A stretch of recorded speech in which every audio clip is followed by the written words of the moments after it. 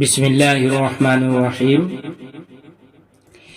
শেখুল ইছলাম ইবনে তাইমিয়া ৰহমাতুল্লাহিৰ মতে ইলম আৰু ইবাদত বিষয়ৰ সকলো ধৰণৰ বিদআত খুলাফায়ে ৰাছিদিনৰ খিলাফত কালৰ শেষৰ ফালে প্ৰকাশ পায়। উছমান ৰাজিয়াল্লাহু আনহুৰ শাহাদত বৰণৰ পিছত মুছলমানসকলৰ মাজত সৃষ্টি হোৱা বিভক্তিৰ সময়ত সৰ্বপ্ৰথম বিদআতৰ প্ৰকাশ পায়।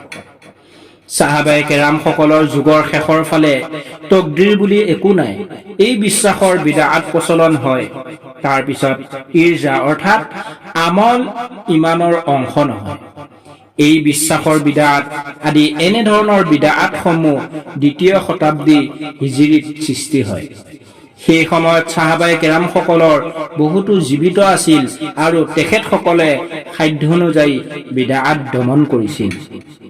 আজিৰ মুছলমান সমাজত বিদআত প্ৰচলনৰ কাৰণে বিশ্লেষণ কৰিলে দেখা যায়, ইছলাম সম্পৰ্কে অগত্যা প্ৰবৃত্তিৰ অনুসৰণ ব্যক্তি আৰু মতৰ পক্ষাৱলম্বন অবিশ্বাসীসকলৰ সাদিশ্যাৱলম্বন অন্ধভক্তি ও আনুগত্য দীৰ্ঘদিন ধৰি সুন্নত বৰ্জন নেতৃস্থানীয় জাহিল লোকৰ কৰ্ম তৎপৰতা কিছু আলিমৰ কাম কাজ ইছলামী চেতনা ঐতিহ্য ধ্বংস কৰাৰ হীন উদ্দেশ্য আদি কাৰণৰ বাবে আমাৰ মুছলমান সমাজ বিদআতেৰে পূৰ্ণ হৈ পৰিছে।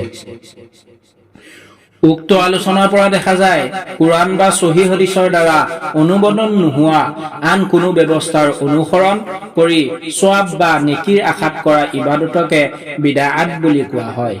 ইয়াৰ কোনো ভাল বা বেয়া নাই, প্ৰত্যেক বিদআত হ'ল ভ্ৰষ্টতা আৰু প্ৰত্যেক ভ্ৰষ্টতাৰ পৰিণাম জাহান্নাম। ইয়াৰ বিপৰীতে আমাৰ সমাজত প্ৰচলিত আছে যে বিদআত দুই প্ৰকাৰৰ, বিদআতে হাসানা বা ভাল বিদআত আৰু বিদআতে সাইয়্যা বা বেয়া বিদআত।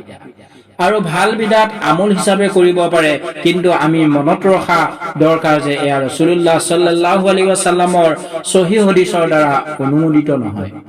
কাৰণ ওপৰত উল্লেখ কৰা সহিহ মুছলিমৰ হাদিছ নং 1535 আৰু সুনান আন-নাসাই হাদিছ নং 1560 মতে প্ৰত্যেক বিদআতেই ভ্ৰষ্টতা আৰু প্ৰত্যেক ভ্ৰষ্টতাৰ পৰিণাম জাহান্নাম। ইয়াত ভাল বিদআত ও বেয়া বিদআত হিচাপে বিদআতৰ শ্ৰেণী বিভাজন কৰি দেখুওৱা নাই। আমি আল্লাহৰ ইবাদত কৰো জান্নাত পোৱাৰ আশাত, জাহান্নাম পাবলৈ নহয়। গতিকে আমাৰ ইবাদতত বিদআত বা শিৰিক মিশ্ৰিত হৈ আছে নেকি সেয়া লক্ষ্য কৰা অতিকে প্ৰয়োজন।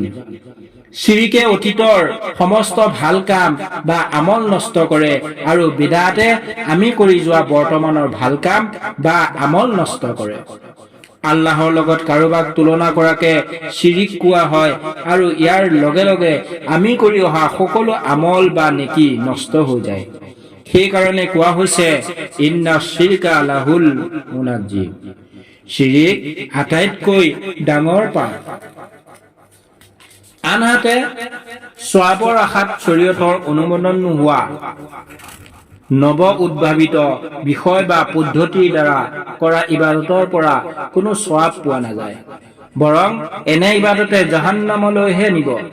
আল্লাহে সূৰা কাহাফৰ 103 আৰু 104 নং আয়াতত কৈছে, হে নবী, সিহঁতক সোধা নিজ কৰ্মৰ ফালৰ পৰা কোনবিলাক আটাইতকৈ বেছি ক্ষতিগ্ৰস্ত আৰু অসফল ব্যক্তি, সেইবিলাকৰ বিষয়ে আমি তোমালোকক কমনে?